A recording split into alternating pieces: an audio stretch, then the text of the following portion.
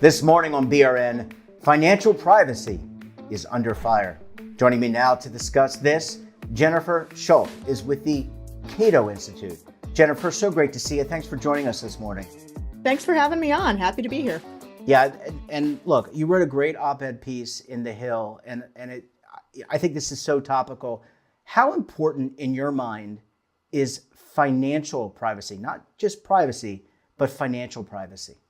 Financial privacy is vitally important. What we spend our money on, who we give our money to, says so much about who we are, what we do, and where we are at any given time. If you don't have financial privacy, it's really hard to say that you have privacy at all. And that's a really important thing to be able to protect. It's been really something that we haven't had in any significant fashion in the United States for more than 50 years at this point, and that's a bad thing. Yeah, I would agree. I don't want my information out on the internet. I certainly don't want other people knowing my financial status, with the exception of, if I'm going to buy a car, buy a house, et cetera. I want to be able to direct that. In terms of, you mentioned the decline in financial privacy. Who ultimately within the federal, let's talk about the federal government, who has the responsibility? What department or departments would typically have the responsibility for overseeing our financial privacy as citizens? So this is one of the tricky spaces, which is why I think one of the reasons that financial privacy has been harder to come by is that there isn't really a government agency that's charged with protecting your privacy. We're kind of at the will of Congress or policymakers to make sure that they're not crossing the line in taking a look at the information that we have.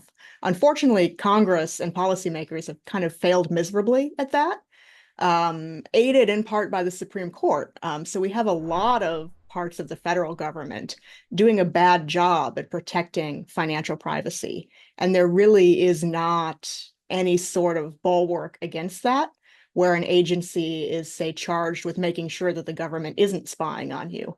In fact, it seems to work the other way a lot, where those agencies are charged with spying on you instead.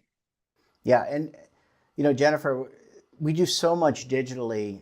I think of none of these are sponsored, by the way, but Venmo, Zelle. We transact a lot of our business through credit cards, and we do the little tap. But those taps, there's connectivity there, and that information, I don't know if it's flowing in the air in the gas station when I hit the pump, but it's going somewhere. How do we step up as a country? I mean, you indicated, I'm going to paraphrase, that the federal government maybe hasn't taken the bull by the horns. We've lost a lot of our financial privacy. How do we get it back? Well, there's a couple of places to start, and one of those is the exact thing that you raised, is the fact that we do everything digitally these days. Back when we had more financial privacy, we'll take the 1970s, the beginning of the 1970s as an example for that. We paid for most things with cash, and you wrote the occasional check. But when you paid with cash, your money went directly to someone, and it didn't have an intermediary in between. It didn't have your bank making a record of where that money was sent to. Well, in the 1970s, the Supreme Court considered several cases, and coming out of those cases, determined that anything that involved a third party, so if you had a transaction that ran through your bank is the third party. You no longer had an expectation of privacy over the information that was shared with your bank. So that information was no longer really considered private. It wasn't protected by the Fourth Amendment, which protects us from unreasonable government searches and seizures. And it wasn't protected generally from other privacy protections because you don't have any privacy over something you gave to someone else. That's become I think it was a big problem in the 1970s when these cases were decided, but it's become an even bigger problem over the years as we use intermediaries with our money more and more often. How often do you pay for something with cash? I do it pretty rarely. Never. I can't. I don't even. I don't want to let anybody know this, but I don't carry any cash on me at all most of the time. Maybe a little bit in a safe space. Yes, and you keep it just in case you need it. We almost do all of our finances digitally now, and that always involves an intermediary. So in the eyes of the government, that information is no longer subject to privacy protection. It's no longer subject to the Fourth Amendment. I think that's wrongly decided by the Supreme Court, but whether or not the Supreme Court got it right, it's also up to Congress to make sure that we're not, Congress and the executive, to make sure that we're not unduly intruding into people's privacy, and that's been happening.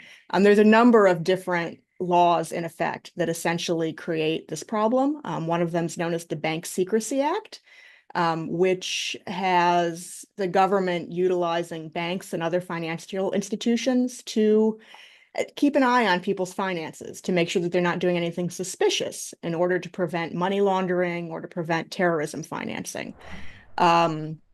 That is an extreme intrusion on people's financial privacy, and most people don't have any rights as to the information that has to be given to the government by your bank. So your bank is generally always running your transactions through their process to determine whether or not you need to be reported to the federal government. A lot of people don't know about that. And they assume that the information that they're shared with their bank just by doing standard transactions is private. It's not, and that's a big failure. Yeah, and co-equal branches of government, as you said, the executive and the legislature could step up and pass new laws. And by the way, the Supreme Court could revisit some of the, and they've done this in the past where they've revisited previous rulings.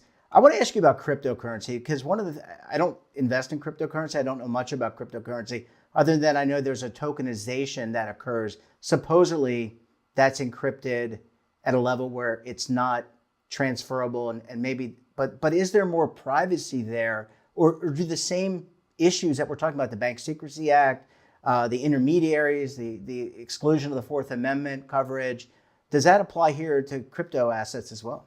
It can apply to crypto assets, and there's ways in which it doesn't apply to crypto assets. So crypto assets, kind of at the beginning, just at a basic level, don't themselves necessarily provide much more privacy than using dollars or CAD or dollars through your bank. In part because the basics of cryptocurrencies utilize what are known as blockchains. And one of the defining features of blockchains is the fact that they record everything. So if you're using cryptocurrency, Bitcoin, for example, your identity might not necessarily be tied to the crypto, but some sort of pseudonymous identity is, and someone that understands how to read the blockchain and do the analytics on the blockchain can watch money move, crypto move from one wallet to another wallet to a vendor to moving on. And crypto, where it's used through kind of what we would think of as a centralized financial intermediary, something like Coinbase, or things that tend to look like exchanges or crypto banks, are subject to the same rules as regular banks, as money services businesses or other types of financial institutions. So they're subject to the Bank Secrecy Act. But there are important ways in which crypto is not necessarily the same as using money through your bank. And that comes in terms of crypto being able to be used as a peer-to-peer, me to you way of transacting without using a bank. And in those circumstances, there's a lot of open questions about what level of government surveillance is required under current laws and what is the right level of government surveillance going forward.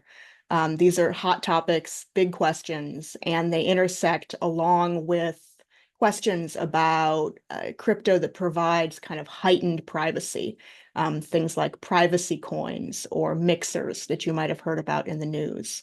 So there's a lot of open questions about if crypto can provide more privacy when we're talking about these peer-to-peer or decentralized interactions. Yeah, well, your piece is certainly well timed, especially since we have a presidential and legislature elections. So hopefully we'll be able to hear more about this. I know privacy is top of mind for many members of Congress and the executive branch. So hopefully financial privacy will follow suit as well. Jennifer, it's so great to see you. Thanks so much for joining us, and we look forward to having you back on the program again very soon. Thank you. And don't forget to subscribe to our daily newsletter, The Morning Pulse, for all the news in one place. Details at our website.